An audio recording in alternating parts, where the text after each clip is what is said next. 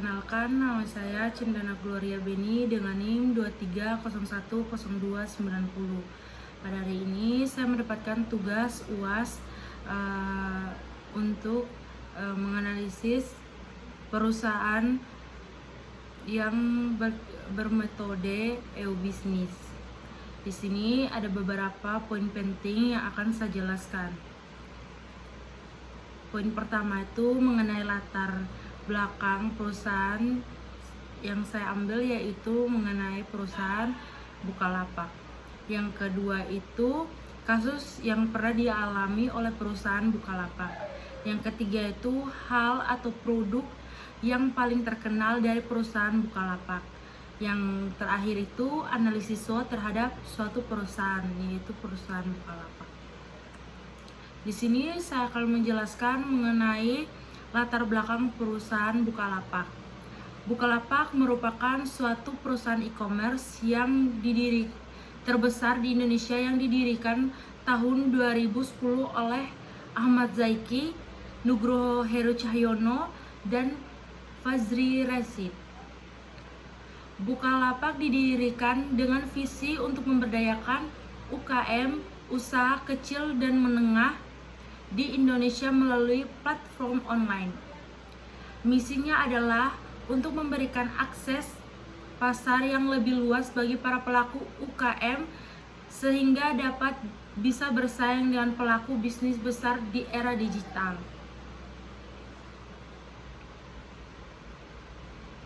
Berikut saya akan menjelaskan mengenai kasus dalam perusahaan Bukalapak. Pada Maret 2019, data 13 pelanggan Bukalapak dilaporkan dicuri hacker asal Pakistan yang bernama Genstep Players. Sang hacker mengakui menjual jutaan akun tersebut di situs Dry Market. Informasi salah satu perantas ini juga terancam dalam situs Have a Been Quit yang melacak berbagai aksi perantasan di dunia.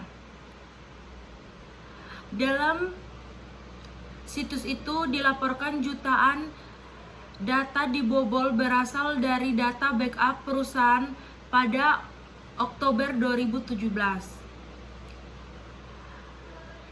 Pakar keamanan siber dan chairman dari Communication and Information System Security Research Center mengungkapkan memang benar ada data yang dijual hacker Starmix Mills berasal dari perantasan tahun 2019. Data yang bocor itu berisi data Bukalapak pada tahun 2015 dan tahun 2017. Di sini ada beberapa hal atau produk penting paling terkenal di perusahaan Bukalapak. Yang pertama itu marketplace. Marketplace UMKM, produk lokal UMKM sangat terkenal dengan dukungannya terhadap produk-produk lokal dan usaha mikro kecil menengah. Mereka menyediakan platform bagi para penjual kecil untuk menjual produk secara online. Yang kedua itu Bukamart. Produk kebutuhan sehari-hari, menyediakan berbagai kebutuhan sehari-hari atau kebutuhan rumah tangga seperti makanan, produk kebersihan lainnya. Salah satu layanan yang sangat populer di kalangan pengguna yang mencapai kemudahan belanja online untuk kebutuhan sehari-hari yang sangat populer. Yang berikut Bukareksa. Bukareksa merupakan Bukalapak yang menawarkan layanan investasi reksadana. Pengguna dapat membeli produk reksadana dengan mudah melalui platform ini, menjadikan investasi yang lebih terjangkau bagi masyarakat luas. Berikut Buka Emas. Buka Emas memungkinkan pengguna untuk membeli atau menyimpan serta menjual emas secara digital. Salah satu produk investasi yang populer di Bukalapak karena kemudahannya dan keamanan yang ditawarkan. Berikut buka pengadaan. Layanan buka pengadaan barang untuk bisnis dan instruksi. Bukalapak menyediakan layanan pengadaan barang secara online yang memudahkan proses dengan berbagai pilihan produk dan harga yang kompetitif. Yang berikut itu Bukadana.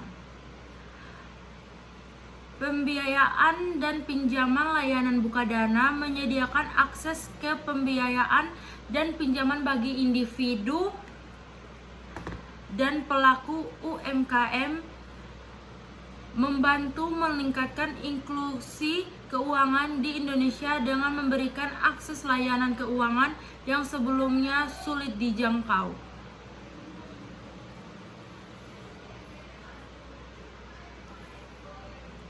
Berikut saya akan menjelaskan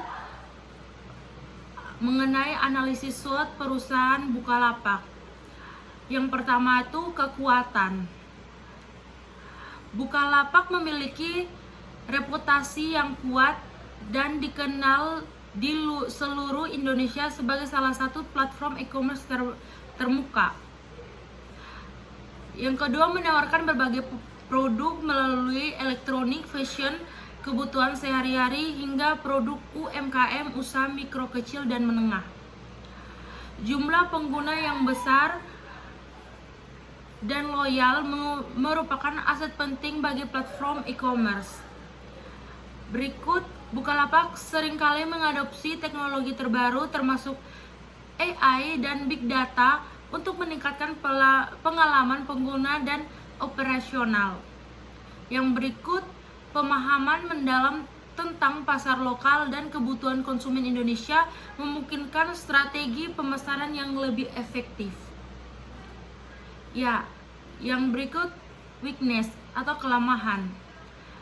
Persaingan yang ketat dengan platform e-commerce lain seperti Tokopedia, Shopee, dan Lazada. Biaya operasional yang tinggi termasuk logistik dan distribusi dapat mengurangi margin keuntungan.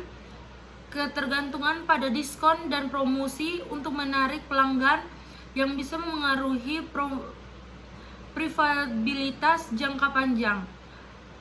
Berikut tantangan dalam memperluas jangkauan dan layanan ke daerah-daerah terpencil di Indonesia. Ya, berikutnya itu peluang.